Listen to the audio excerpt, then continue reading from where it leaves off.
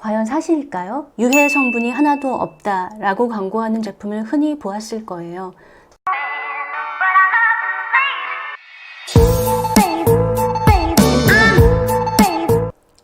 안녕하세요. 화장품 비평가 최지연입니다. 여러분 EWG라고 들어보셨죠? EWG는 환경운동을 하는 미국의 비영리 단체입니다. 주로 식품과 생활화학 제품 그리고 화장품의 안전에 대해서 문제를 제기하는 활동을 하고 있습니다. 우리나라에서 EWG는 특히 화장품과 관련한 활동으로 매우 유명합니다. 제일 유명한 것이 바로 이들이 운영하는 스킨딥 데이터베이스예요. 이것은 화장품 성분과 제품의 유해도 점수를 매겨서 온라인으로 검색할 수 있게 만든 데이터베이스인데요. 현재까지 미국에서 유통되는 약 6만 5천 개의 화장품과 약 8,900개의 성분의 유해도 점수를 매겨 놓았습니다. 유해도 점수가 가장 높은 것은 빨간색, 유해도 점수가 중간인 것은 노란색, 가장 낮은 것은 녹색으로 표시하고 있습니다. 우리나라에서도 스킨딥 데이터베이스는 매우 활발히 이용되고 있어요. 여러분 스마트폰 애플리케이션 화해 아시죠? 화장품을 해석하다라는 애플리케이션인데 바로 이 스킨딥 데이터베이스를 적용해서 제품마다 빨간 성분, 노란 성분, 녹색 성분이 얼마나 들어있는지 확인할 수 있게 해놓았습니다. 화장품 광고에서도 EWG를 흔히 볼 수 있습니다. 광고를 보면 EWG 녹색 등급만 들어있어서 안심할 수 있다. 유해 성분이 하나도 없다 라고 광고하는 제품을 흔히 보았을 거예요. 특히 유아용 화장품 광고에 흔히 사용되고 있습니다. 화장품 분야에서 활동하는 전문가들도 EWG를 활용하고 있어요. EWG의 빨간 성분들을 유해 성분으로 규정하고 빨간 성분이 몇 개냐에 따라서 나쁘다, 착하다, 합격, 탈락 하는 식으로 제품을 평가하는 데 활용하고 있습니다. 이처럼 EWG는 우리의 화장품 소비 생활에 깊게 침투해 있습니다. 그런데 여러분, 우리는 이 단체에 대해서 얼마나 알고 있나요? 언론에서 흔히 이 단체를 언급할 때 미국의 권위 있는 환경단체라고 소개합니다. 과연 사실일까요? 진짜 권위 있는 단체들은 EWG에 대해서 뭐라고 말할까요? 오늘 영상에서는 FDA, 미국 화장품협회, 미국 암재단, 미국 피부과협회 등이 EWG에 대해서 무슨 말을 하고 있는지 그리고 어떤 비판을 하고 있는지 알려드리려고 합니다. EWG에 대해서 막연하게 좋은 단체라고 생각하고 있었다면 오늘 영상 꼭 끝까지 시청해주세요. EWG에 쏟아지는 가장 큰 비판은 이들이 화장품 성분을 평가하는 방식이 매우 비과학적이라는 점이에요.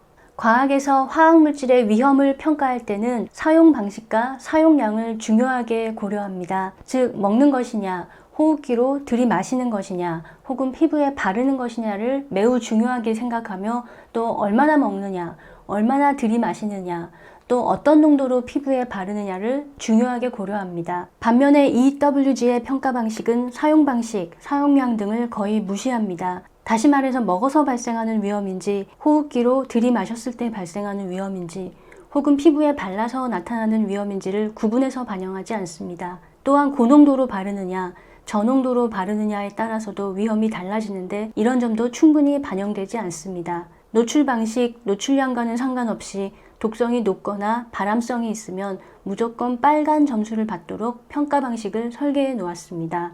이러한 평가 방식 때문에 EWG는 미국에서 현재 유통되는 모이스처라이저의 65%의 빨간 점수를 매겼습니다. 특히 자외선 차단제는 3분의 2 이상이 빨간 점수를 받았습니다. 이러한 비과학적인 평가 방식에 대해 과학계는 비판을 쏟아냈어요. 2008년 FDA는 EWG의 자외선 차단 제품 평가 보고서에 대해 자외선 차단제의 안전은 충분히 검토되었으며 시중의 자외선 차단제는 모두 안전하다고 밝혔습니다. 미국 화장품협회도 FDA와의 협조를 통해 자외선 차단제의 안전을 철저히 검토하고 있다고 밝혔습니다. 2009년 미국 암재단도 EWG의 자외선 차단제 평가 보고서에 대해 소비자의 오해를 유도하는 잘못된 보고서라는 성명을 발표했습니다. 2019년 미국 피부과학회도 EWG의 자외선 차단제 평가에 대해 자외선 차단제가 위험하다고 믿게 만드는 잘못된 보고서라고 비판했습니다. 캘리포니아 대학의 식품공학과도 EWG의 식품 평가 방식을 조사한 후 기본적인 과학 원칙을 충족하지 않는다고 말했습니다. 2009년 미국 독성학회에 소속된 독성학자의 79%도 EWG는 화학물질의 위험을 과장하고 있다고 말했습니다. 이처럼 EWG가 화학물질을 평가하는 방식은 사이비 과학, 정크 사이언스라는 것이 과학계의 중론입니다. 권위 있는 환경단체라는 것과는 거리가 멉니다. EWG에 쏟아지는 두 번째 비판은 이들이 공포 마케팅을 활용한다는 점이에요. 이들의 운동 방식을 보면 먼저 충격적인 보고서를 발표해서 대중에게 혼란과 불안을 조성합니다. 여성의 소변에서 프탈레이트가 검출되었다. 화장품 속 화학물질이 기형아 출산, 유방암과 자궁암을 증가시켰다. 신생아 제대열에서 287종의 화학물질이 검출되었다. 미국에서 판매하는 미용 제품의 3분의 1에 발암물질이 들어있다. 미국 자외선 차단제의 3분의 1이 유럽 기준을 충족하지 못한다. 등이 대표적입니다.